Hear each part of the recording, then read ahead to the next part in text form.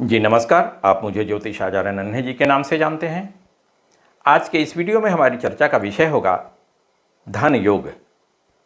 जन्म कुंडली के माध्यम से व्यक्ति की आर्थिक स्थिति कैसी है, कैसी रहेगी, इसका पता कैसे लगाया जाए, इसी संदर्भ में हम इस वीडियो में बात करेंगे।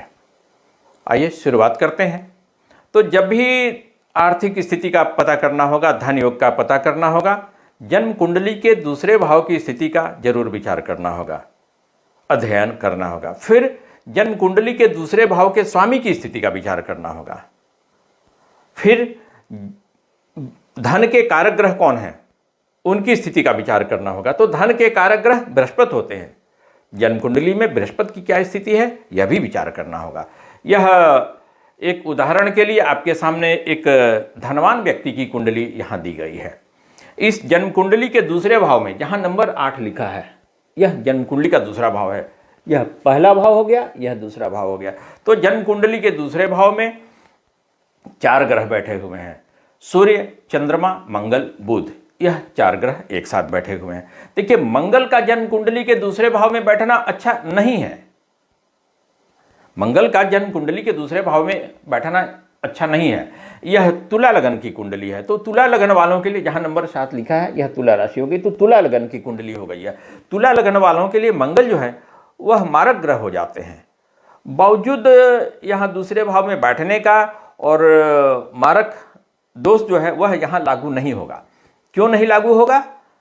क्योंकि जन्म कुंडली के दूसरे भाव में मंगल अपने ही घर में, अपनी ही राशि में, वृश्चिक राशि में बैठे हुए हैं। फिर चंद्रमा भी बैठे हुए हैं। तो चंद्रमा जो जहां बैठे हैं दूसरे भाव में, वह वृश्चिक राशि उनकी नीच की राशि होती है। लेकिन चंद्रमा का भी नीचभंग हो जा रहा है। वह नीचभंग कैसे हो रहा है भाई? तो बृहस्पति की 5वीं पूर्ण दृष्टि के पड़ने से, बृहस्पति यहां इस जन्म कुंडली के 10वें भाव में बैठे हुए हैं, अपनी उच्च की राशि कर्क में। जहां नंबर 4 लिखा है वहां बृहस्पति बैठे हैं, वह जन्म कुंडली का 10वां भाव है।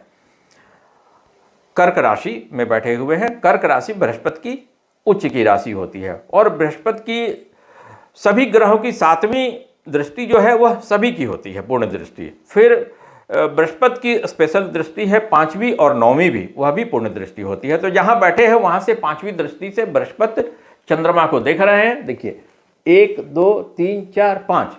तो चंद्रमा पर बृहस्पति की 5वीं पूर्ण दृष्टि के पड़ने से कर्क राशि से चंद्रमा का नीचभंग हो जा रहा है। फिर साथ में भाग्य स्थान के स्वामी बुध भी है। यहां यह भाग्य स्थान होता है जहां नंबर 3 लिखा है, उसके स्वामी बुध है। बुध भी साथ में बैठे हुए हैं। और फिर आय स्थान जहां नंबर 5 लिखा है, उस स्थान के स्वामी इस कुंडली में सूर्य है। साथ में 11वें भाव यानी कि आय स्थान के स्वामी सूर्य भी है। तो इस प्रकार हम कहेंगे कि यह जन्म कुंडली का दूसरा भाव जो है वह बहुत ही मजबूत स्थिति में है। ठीक है। फिर आइए, दूसरे भाव का अध्ययन हो गया। दूसरा भाव जन्म कुंडली में मजबूत स्थिति में है। फिर दूसरे भाव के स्वामी की स्थिति कैसी है वह जाना जाए। तो जन्म कुंडली के दूसरे भाव के स्वामी यहां मंगल हैं। मंगल अपने ही घर में दूसरे भाव में बैठे हुए हैं, वृश्चिक राशि में। साथ में भाग्य बुध भी हैं। आय स्थान के स्वामी सूर्य भी हैं। बृहस्पति की यहां मंगल पर भी 5वीं पूर्ण दृष्टि पड़ जा रही है। बृहस्पति की 5वीं पूर्ण दृष्टि यहां मंगल पर भी पड़ जा रही है।